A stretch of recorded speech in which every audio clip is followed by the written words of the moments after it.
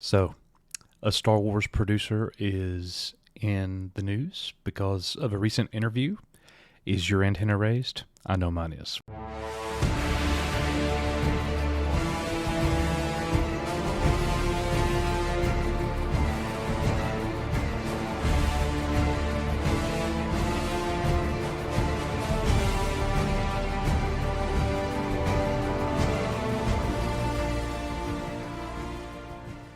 All right, ladies and gentlemen, let's go ahead and get into this. Welcome back to Echo Base Network, by the way. We have been missing you. I am very glad to be back, and we actually have a little bit of Star Wars news to cover.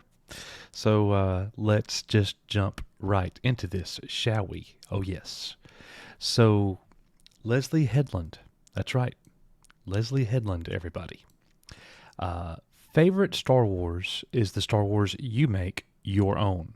Well, that title in and of itself kind of gets my attention and definitely causes some reason for alarm. Now, I don't care about pleasantries and introductions here. That's not what we're here for. We want to get right into the meat and the potatoes, if you will, of this article. So the AV Club says you're the first female showrunner for the Star Wars show, which is a huge development. What was your introduction to that world? So Leslye Headland here is going to give us a background of her Star Wars story, basically. My relationship with Star Wars probably runs the span of most of my life, and it changed over the decades.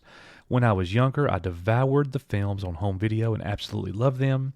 Just a deep connection to the original trilogy. Then I was in middle school. I read some novels like Timothy Zahn's Heir to the Empire and also got into it that way.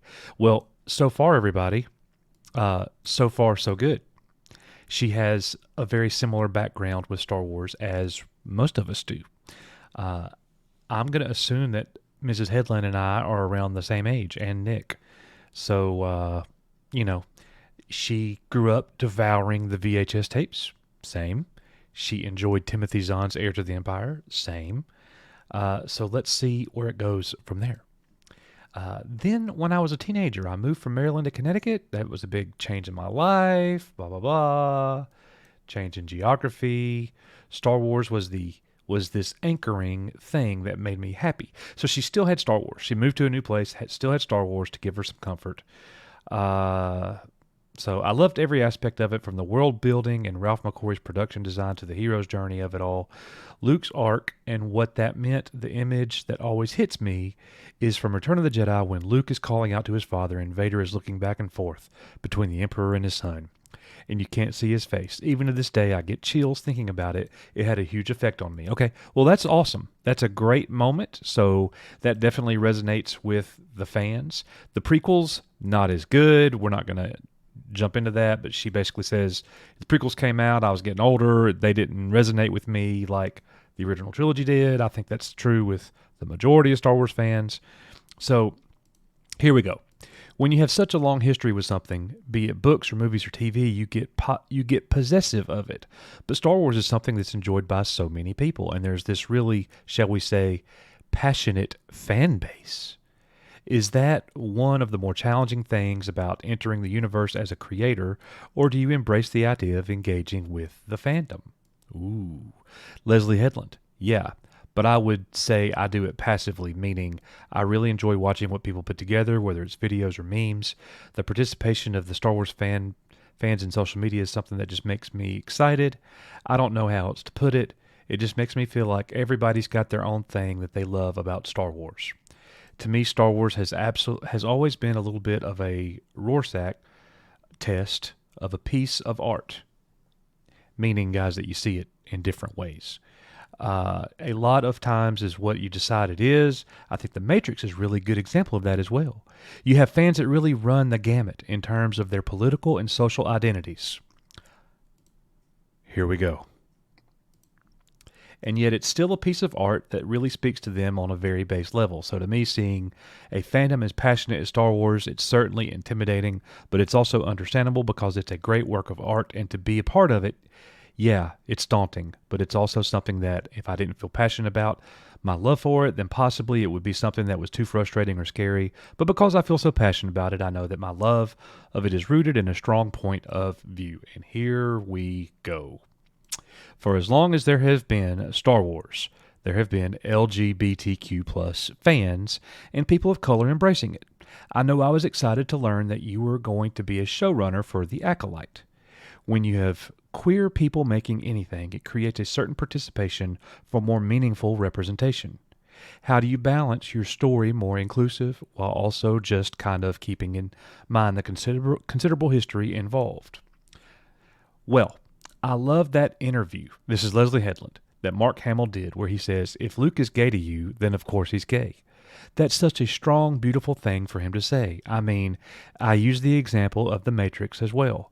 Neo is a character that, if you're going through an experience of coming out or transitioning, that is a character that 100% appeals to you, and you can completely track that journey in a way. The confirmation of his status is something that is less important, in my opinion, in the first film, because he's trying to reach the audience at a level that's almost subconscious or unconscious, which I think is something very important with fairy tales. You have to feel this is speaking directly to you regardless of what you might be going through. At what point in your life you're going through it. That being said, as somebody that is a lesbian, every time I see a gay or queer representation in media, I scream with happiness. There is just nothing like seeing that out in the world. I literally was behind two mothers with their children at the airport, and I was crying. It is so unusual to see it. And as someone that was raised very religiously and very heteronormatively, I mean, I could almost get emotional talking about it now. What is that? I'm not really sure what that means.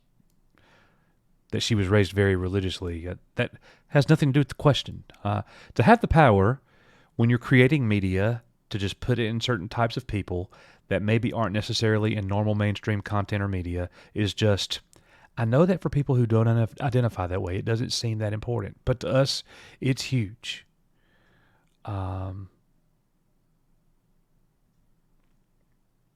Anyways, guys, I think I'm going to stop there. I've read enough of her words. The article goes on. I basically covered the full gamut here, like she mentioned in the article. So very interesting. I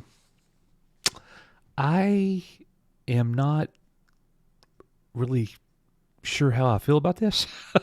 Actually, I am quite sure how I feel about it. Why are we talking about this? Why are we talking about representation? Now, I will say this. Leslye Headland just answered the questions. Now, did she know that they were going to ask this? They know about her personal life? Yes, obviously.